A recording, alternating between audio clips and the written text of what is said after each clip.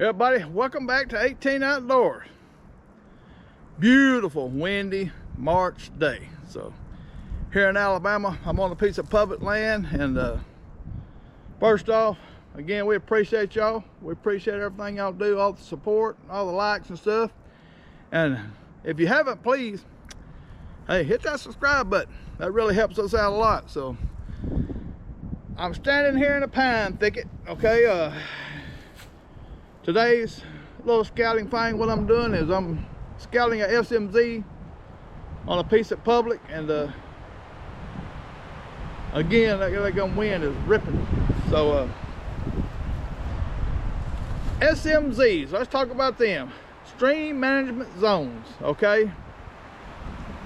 And basically what that is a program or a type of timber management process where they don't harvest the timber close to streams, you know, a certain, I guess it depends on like the landowner or the actual environmental habitat concern or process that that they go by to keep, you know, erosion down. So that can be different again via the property owner. So stream management zones or SMZs, okay. You know, most of the public land in Alabama has, you know, pretty intense logging operations, so they, you know, they cut pretty regular. This one right here, they cut a lot, you know, but it's perfect deer habitat, some of the best deer habitat there are in Alabama, because it's just a mixture of browse. So when you're looking for SMZ on the topos and stuff, or on your aerial stuff, I try to, you know, there's two different types of SMZs basically. You got one, you know, they cut all the ridges off, and the bottoms that run parallel with the ridges, that they leave a certain width that's natural timber, you know, hardwoods, you know, whatever the natural timber is. So rest of it they cut. Well, that's parallel with the ridges. So also you'll have places where drainage is coming off of ridges that are kind of steep and have creek systems in them, or wash systems that they don't cut, they leave them. So that's the two different types. You know, it's kind of, you know, both of them's huntable, but you know, they could vary, and so you got to kind of put boots on the ground, because one thing about the habitat around SMZs, you know, SMZ been hardwoods, a lot of them, you'll have acorn crops, of course, you know, maybe, so maybe not. So, but you'll have that variable where the pines around them, you know, the variable is how old they are and what type of habitat will be in them. You know, from 1 year to 2 year old cuts, you know, will be better habitat, up to maybe 4 or 5 year old. Then the bedding situation is going to vary too with how old they are, you know. So also there'll be, this is the main reason you got to put boots on the ground, is the does is, you know, most of the rut stuff we're doing is, you know, rut hunting, so you kind of associate that with does on your, when you're hunting these SMZs. You know, you might be able to early season, you know, find a buck that's using one, maybe slipping down to one to catch acorns, you know, early season.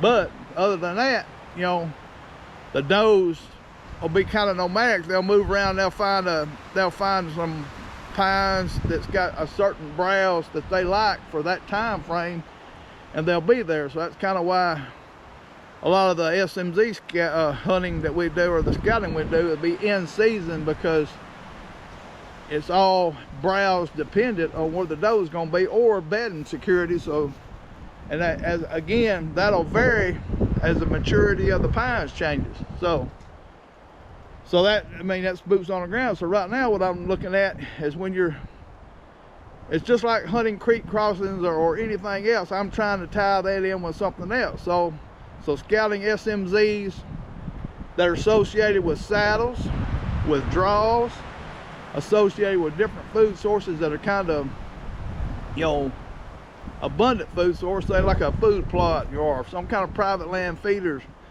or something like that. So that's something you got to think about and kind of look at. So, and you know, the SMZ that run, you know, up and down the steeper drainages, You know, sometimes, you know, I prefer, you know, just like everything else in the mornings, the upper side of them, because the bucks are using some kind of thermal, you know, and the military crest style, they're traveling higher up to do whatever winding they're doing, or the way they're jumping from a pine thicket to pine thicket crossing them SMZs. So you can kind of use rub lines or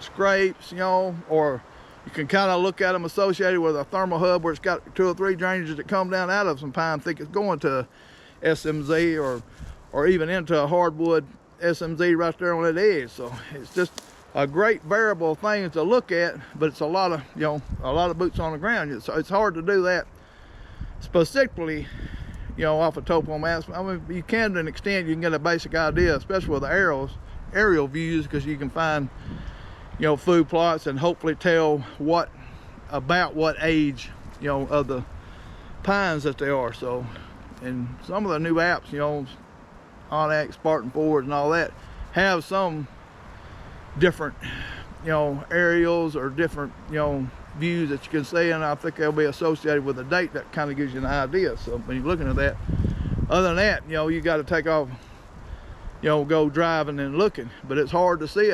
Like this pine thicket I'm standing in right here, you can't see a hardwood anywhere. You can't see down in the drainages. So, but you know, generally off of normal information, that there's going to be hardwood down in that bottom somewhere. So, and these pines being older right here, not that hard to walk through them. So what I'm fixing to do is I'm going to take off and go down in one I've got picked out to look at and kind of see, you know, check out for creek crossings. That's a big thing. And then some other draws that's coming in, and maybe a saddle that's associated with it, and try to find some rubs, again, a creek crossing, some big community scrapes, you know, if I'd be lucky, but who knows about that. But anyway, I'm going to do that. So SMZ, stream management zones, that's, I mean, one of the best types of hunting you can do associated with timber operation, you know, land. So in Alabama, what I hunt with the public, you know, most of the areas do a lot of timber management. You know, Black Warrior don't do as much, you know, they're doing some more now, but some of the other ones, say Okmulgee, Sam Murphy, Freedom Hills, Lauderdale, the ones I know about, you know, there's a lot of pine operations. And I think Mulberry Fork is, and basically all of them, that's just how they do, how they, you know, pay the taxes on the land and how they, you know, make a little money off of it. They're running timber operations. So, and this year being with the pine beetle stuff, you got to kind of, you know, that's going to be kind of a variable. So anyway, I'm going to take off and go do a little walking, see what I can see, and kind of keep y'all posted. And SMZ, one of the prime ways to hunt. I think both deer, 2 deer that I killed in Alabama for sure was associated with the SMZ. So that's just part of the way I hunt, you know, depending on what mammoth it is. So, but it's a great way to hunt. So y'all watch it, y'all keep up, y'all keep watching this, and we appreciate y'all. Let's see what we can find. All right, y'all, I've got down into this SMZ, you know, on the bottom, and a little creek system runs through here, and you can tell it makes a turn. So a lot of the times, you know, when I'm looking at maps and stuff, bends in creeks, a lot of generally will have something to do with some kind of terrain feature. And this little bend, if you can see up there, there's a point up there, and it's got pines up higher. Okay, well, if a buck or whatever is bedded up there on that little point, they want to come across, or if they're coming from that way to get up that point, it's a quick way, you know, they can be up in a thicket in like 2 hops. So that's kind of something to look at. I don't see a whole lot of tracks, but right there is one coming off that point. So it looks like I don't think it's a buck track, it looks like a doe track. So I'm going to look at all these, you know, and try to, you know, because, you know, creek crossings, again, is one of my favorite things. I'll say that over and over in all my life. That's just a good basic, you know. Hey, we found a track right here. One of the easiest places to find a daggum track. And that track's probably within a week. We've had a rain within a week, so you know it's within a week. So it's, you know, pretty simple deduction. You can also look right here. There's some, you know, creek crossing style stuff. That's just old historical stuff coming from that way. So just all, it's kind of simple, you know, information. I'm gonna walk up here on this flat just to see, you know, they could be a scrape right there, or they could be, it looks like a little flat up there. I'm gonna walk up there too and just see if there's some kind of community scrape or a bed. Could be beds up there, so gonna walk up there and look at that. So that's another thing to think about, is tying them in with that, and also secondary points, you know. And them secondary points can be hidden by the timber, you know, because it could still, you know, it's where they do some tree cutting stuff, so it'd be hard to get in there. But you know that them secondary points is used by deer to bed a lot, so especially bucks. So gotta kind of watch. Supposed to get stormy after a while, but so anyway, I'm gonna step up here and look at this. But so keep in mind, you know, bends and creeks, you know, in these SMZs, you know, in between these pine thickets, you know, there's another draw that runs up that way. So multiple things coming together is, you know, generally what I look at on everything. You know, I try to increase the odds by making more than one thing instead of just one basic trail, unless that basic trail is where 3 or 4 come together at. So right here, they could be, if you see that point up there, point up here, that draw, so deer could come through, you know, in different ways, you know. And this area not being really extreme in the terrain, wouldn't be that hard to set up with a certain wind, you know, for a hunt. So especially during the rut, because they'll pop out going from pine thicket to pine thicket, checking for does, or, you know, or from pressure. So a variety of things, or going from food source to bedding, or to bedding to food source. So let's go up here and look at this, see what we see. Okay. This would be a pretty cool place maybe to check out for an early season hunt, because up there, this is the pine point, thick, nasty as all get out. Young white oak. Big white oak. Some more white oaks down through there. So another nice white oak right there. So early season, you know, I could come down here and check this out, see if these acorns are dropping, and try this for a couple days early season, because you don't ever know. This would be a perfect place for a buck or a bachelor group of bucks to be bedding up that nasty stuff, then come out and start feeding on acorns, you know, if you can get them to come out before dark. So cool place. So far I have not seen any rut action sign or any scrapes. So again, that could play into the effect of this might be a little bit better for the early season, but you know, things vary year to year. I'm walking up here to the edge of these pines just to see if I see anything kind of, that looks like it might be a older bed, like a doe bed.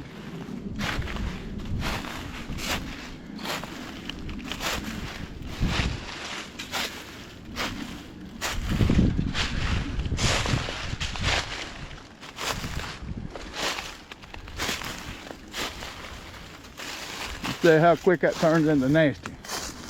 You know, getting in here to hunt, you know, will be tough. Young cats might be able to pull something off. This looks like a trail kind of skirting around. We'll walk up in here. But perfect places for these open sunshiny spots. Everything is browsed down right here, you can tell. So this is kind of place when it's cold, because this is before lunch right now, this time frame. Those could get up here in the winter time, bed. Even a buck would have a good view down there. If anything comes up from that bottom he would see it and get in them pines and be gone. So does either way. So a cool place, a very, you know, very unique habitat. This browse, you know, the sun gets there first, so this would start sprouting pretty early, and everything's kind of browsed down. You can see that green briar browse down. This is a trail, pretty good trail right here.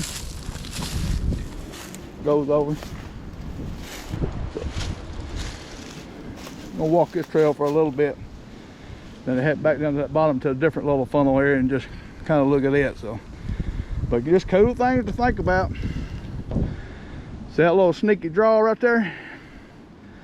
Bucks will use them because that's going to be a thermal pull or raise. You know, it just depends on how the sun's hitting or what time of the day it is. So, and they can sneak through that. You couldn't, sitting right here, it'd be tough to get a shot. It's so thick. I just come off that point that we was talking about earlier, and right here's a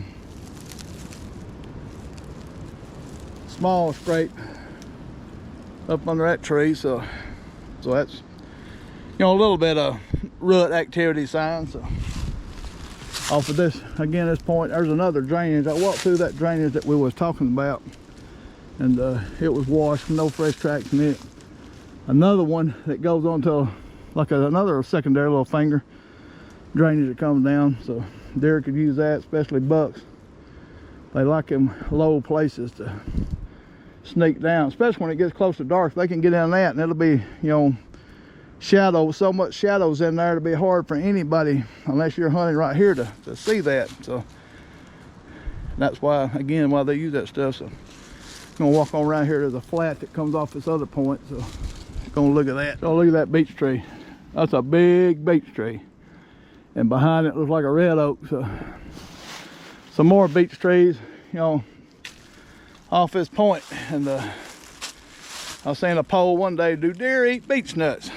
Yes, they do. So, and some other, maybe a contradictory thing is they will eat hickory nuts too, and I know for a fact on that. So just depends on how hard times are. They will bust them things open. So. But beech nuts they definitely will eat, and turkey will too. So, and that's a whopper one. So I don't really know what time frame or how they, you know, what years is better for them to drop, or if they drop every other year. Cause I know they don't drop every year, but especially at Okmulgee, there's a place where I've hunted, and in December deer will come and was eating some beech nuts one year. So I don't specifically target them, but you know, because I'm generally rut hunting. So, and you can see right here, there's some browse, some green briar stuff right there that there's not a leaf on it. So they've been through here browsing. You know, right now it's just a, you know, stuff that's starting to green up, and there's still I drove by some food plots in this area. They were green, so they could be browsing on them some too. So of course some of the new browse is starting to pop out. So, but I'm gonna walk on down toward this flat and kind of see what that is. But I'm gonna skirt this little finger right here first. Okay, I walked up this pine point above that creek system with the SMZ, and got a scrape right there, like a double scrape. Licking branches ain't really, some of them broke off. So, but definitely a cool place. Thick, you know, thick as all get out in here, as you can see. So let's see what this is. Nothing there. So that's almost like a bed. You can see this trail coming off this point up into some different pines. Right here's a small buck rub. We ain't hunting him. No, maybe in a couple years. Look at there, some of that stuff growing, browsing up. old historical rub. The trees died. Look here, another straight. I don't know how much they're gonna get into that, but yeah, another straight. But this is off of a high point right here, as you can see. No way that anybody could get into here, you know, without the deer probably knowing they're here, you know. So that's why they do these things. Track, more tracks. And you can see this is a cool, this is not really a saddle, but it's a change. See that dip? There's a dip right there, a little draw that comes across, goes that way into the draw. And look at this straight rub right here. Well, this is cool. So you got some old droppings. Goes down to this part of the, you know, SMZ. It goes back down to that creek. It's just a pretty crazy spot. Now, if you could, you know, you could probably try to. This would be one of them places whenever they start to put rub lines out and such, that you can maybe sneak in here for a hunt or two, but you'd have to be dadgum careful. And I would probably do it in the evening, being, you know, you don't know what you're doing in the morning, what you might blow out unless you sneak in after great light, which is a possibility. Now this right here is old historical rub thing that had been rubbed down, and he just twisted that off and it died. So that's an easy part of sign that can be missed if you're not paying close attention. And there's that flat draw that I just come across that had that scrape stuff down there. I'm going to continue to walk up this point a little bit just to learn some more stuff. Hey, 60 years old, still learning stuff. That's where you got to try to be. Whether you're good, bad, or learning, novice, you know, if you think you're a pro, whatever, you're still gonna be learning. Need to be anyway. So all this is great habitat. So look at that little hole. That's a hole right there. Deer could lay right there in the sun.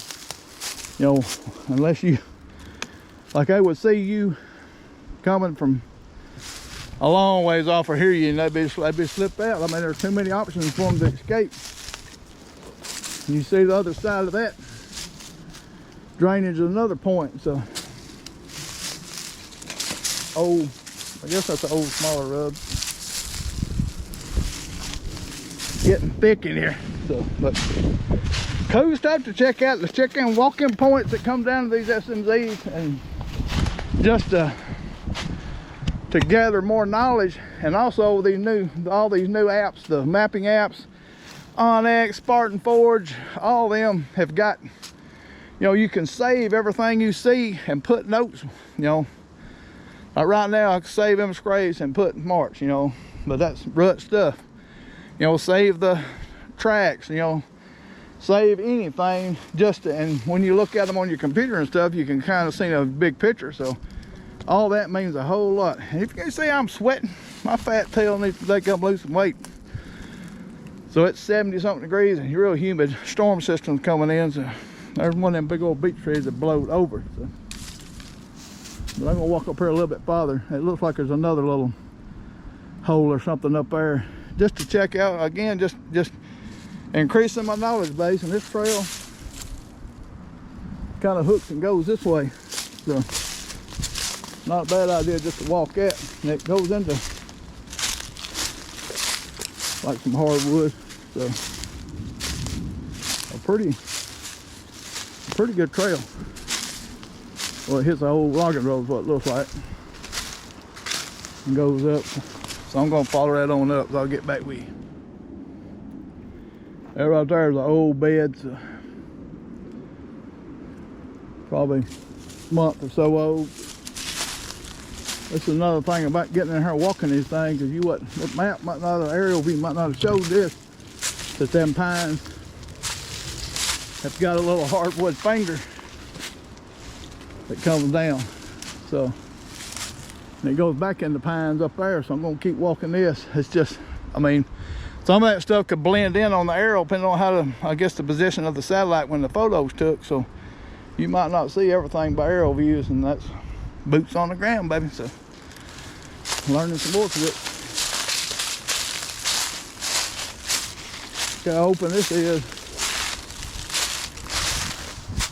Steep, go down that draw. Pines up there on that finger.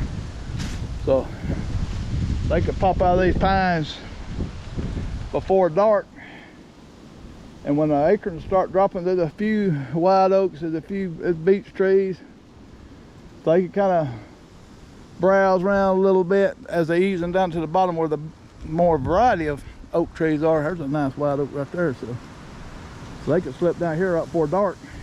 And the chance you getting here to hunt them, I mean, you could try. You'd have to be daggone real quiet, and again, as thick as it is, you can't do a bunch of chopping, you know, ahead of time. They'll kind of see it, maybe pattern you. So you'd have to come in here and just do it like a 1 or 2 time hunt. So that running gun style, the mobile hunter. So I'm gonna walk up here and look. There's some more white oaks up there. So. Cool diversity in this area. So. Something that is very, very interesting. There's the old logging road that comes across.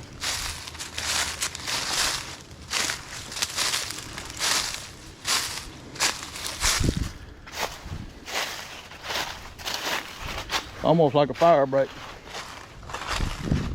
And there's a paint marker, so I might need to look, because this area has got private land around it, so you always make sure you know what you're doing and where you're at. So I'm not going to cross that line until I look at my map, and I know I'm kind of close, and this might be it, but it's a fire break. So that gives me good intel, because you know, a lot of people I talk to, they hunt them edges close to private land because possibly people's feeding or baiting, but the other possibility is that they might not be hunting, period. So you can have maybe an older deer population that knows it's like a safety zone, so you can kind of hunt these edges, because in them pines, when it's especially that tall, there's not a whole lot of food sources natural in there. Some browse stuff, but they'll hit them smaller pines, the cutovers, you know, places like this little hole right here opens up. There'll be some browse, and they can just walk through here and follow this for however long this fire break is, and just get natural browse that's sun related for sprouts and stuff. So and that's some of the better, you know, nutrition for them. That's a couple scrapes. So, of course, you'll see a lot of scrapes associated with fire breaks that are generally just a buck come through here and he might smell a deer or something. He decides he's gonna make him a scrape, let him know that he's there, and he might not ever come back through here. But these transition edges are, you know, some of the better hunting. You just got to figure out the pattern, the time frame. So I know that this is probably the property line, so I'm gonna go back down to that draw and look around. And you know, this area is a very huntable area as far as, you know, especially down there toward that creek system, because again, it's not a high, crazy steep terrain, so the wind is manageable for me to hunt. So I would definitely hunt that, especially where all these fingers come down. So hunt on the downstream side and kind of make sure the wind is not blowing up these fingers. And then the other side is like a access road, so you know people's gonna come in that way, and the deer kind of figure that out. So just using that as basically like a funnel. So I had a guy tell me the other day that he, like, I've probably done a mile or so right now, maybe a mile and a half, and basically I know I could hunt here. Maybe 2 people could hunt here, so it's just spread out, be kind of close, but it's thick enough where two people could spread out on that, find two different creek crossings or creek points, and then set up and see what happens during the rut. But I had a guy that told me, he said he scouted all day and only found 2 places to hunt. Only found 2 places to hunt. Well, that's 2 places you hunt. How many places can you hunt at one time? You know, 1. And if you got somebody go with you, they got 2 places. So, I mean, if you've done that every day and done 5 days of scouting and found 2 places to hunt, that pretty much, for that area, that'll cover the rut, you know, basically. So, that's a pretty good day to me, finding 2 places to hunt. I've been places and scouted all day, scouted 2 or 3 days, and not found anything that I was comfortable with hunting. So it's just, but that's just me. So it depends on what you're looking for. So, and us being, you know, basically rut hunters, you know, things associated with creek crossings, points, secondary points, you know, close to bedding, suspected bedding areas is the key. And you can find that with, you know, multiple scrapes, multiple rubs, you know, rubs that are going 2 or 3 different ways. And these SMZs, when them deer come out of them pines and get to a pine edge meeting a hardwood edge, they're gonna leave some kind of sign, them bucks are. So it's just, when they get to, it's just their natural thing, you know. They know they've got there, it's a point of travel, a point of other deer traveling through, and they're gonna leave some kind of sign. So, you know, generally during, you know, of course during the rut, pre-rut. So, and tracks are kind of, and trails are kind of easier to find associated with that, because there's, you know, even if you could find some kind of bluff system or them transition areas, it's just the natural path that they're going to take, the easiest route, trails will start to be defined, you know, especially now. You can find them. So do that. There's a rub right there on that tree.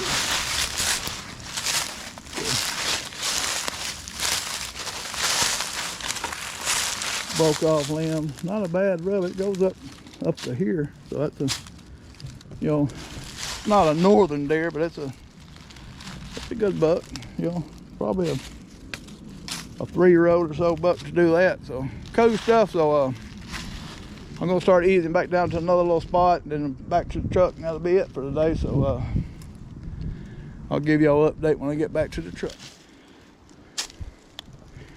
All right, there's another little rub right there, like a 2-year-old buck. And that's kind of what I was talking about, like pines right there, 70 yards. Pines here, thick, nasty stuff there. Just a basic little opening. You know, that's, I don't know, you know, if deer pick them because of the terrain, they can skirt through here, this draw and stuff, or if they pick them by seeing sunlight in a hole, because it's kind of curious, like for humans, like if you're walking through the thick woods and you see a sunny spot where you can see the sun shine through, generally you're gonna go look at it for some reason. So I think kind of deer use that for travel references, almost like a long pine or long tree and a cutover in places that they use them for markers. So it's just, you know, all that kind of just imprints in their mind, and they know where they're at. So this, at certain travel times or when they're traveling, they see by the light change and kind of know where they're at, and then of course they might leave some kind of sign. So, and this is just the one spot to cut through at, so going back down to this bottom. So cool things to think about,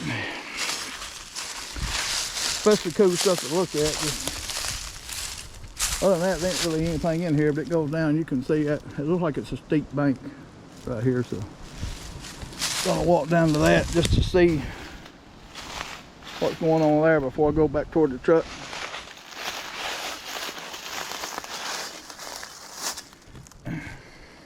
All right, y'all, I'm gonna wrap this video up. If you can see that little point right there, there's some raccoon tracks on it. But I'm gonna show you one little thing before I get off here, and this is this historical rub right here. This is probably not this past season, probably the year before, but see that point? Steep pines, so that's rubbed up pretty high. pretty good buck. So something to, you know, kind of think about. That's probably a 3-year-old. Could be a bigger buck. I mean, it's probably not a little one. We bowed that over, but you know, little ones will rub on them too, even after other bucks rub them. So, but I'm kind of leaning toward that's a pretty good buck. But monster one, maybe not, but who knows? So you don't really know. Only thing you can kind of judge by is how high a rub is for a big mature buck, and that's here, Alabama. That's a pretty good rub, so go with that. So anyway, I'm wrapping this up. SMZs, scout them. Keep an open mind on what you look for or why you start somewhere. Always remember on public land that a lot of people take the easier way out. So parking spots and stuff like that, yeah, you can kind of look at them, but just remember the things that we're kind of talking about as far as certain funnels, thermal hubs, secondary points, you know, creek crossings. The other people will be kind of be looking at that too in easier areas. So some of the better areas might be, you know, to just pull over on a hill somewhere that we can just get the truck out of the way, or maybe just in a like a secluded parking spot or something, but somewhere that like where you got to access, if you got to cross through them pines, are pretty good ways to get to something. You know, you're gonna give up part of the pines because you're walking through them, but to get to an area that you're interested in scouting, it could be worth it, or even hunting. So think about that. Just keep a very open mind, and you know, if you got time to scout, and especially during turkey season, if you're turkey hunting these places and not getting much luck with a turkey, you know, and at 1 o'clock's the end time, spend the time after that doing some scouting in these places, because you know you're in the woods. So do it. So open mind on them SMZs, stream management zones. Remember that. So any type of hardwood strip associated with pines that's, you know, that's kind of lower or in drainages, you know, prime places for some of your basic scouting. So, and some good hunting spots. So again, we've had a lot of luck so on them places, because again, in Alabama, most of the managed areas are associated with timber harvest stuff. So you're gonna have them, and it's gonna, and the pines are gonna be changing pretty regular. So they get big enough where they can get them cut, they're gonna cut them. So well, think about that. So appreciate y'all watching. Again, I'm sweating, my glasses are dirty. Ain't quite used to this heat yet, but hey, it'll get back cool after that. I think it's going back down in the 30s here in the next couple of days. So, but anyway, appreciate y'all. Please subscribe, like, share. You know, if you're interested in another one of them hangouts, I'm probably going to do one in May. If you're interested, let me know. So we had a full house last time. Really a good time. I really enjoyed it. Jamie McKay enjoyed it. Going to try to get him back. Maybe somebody else. It's just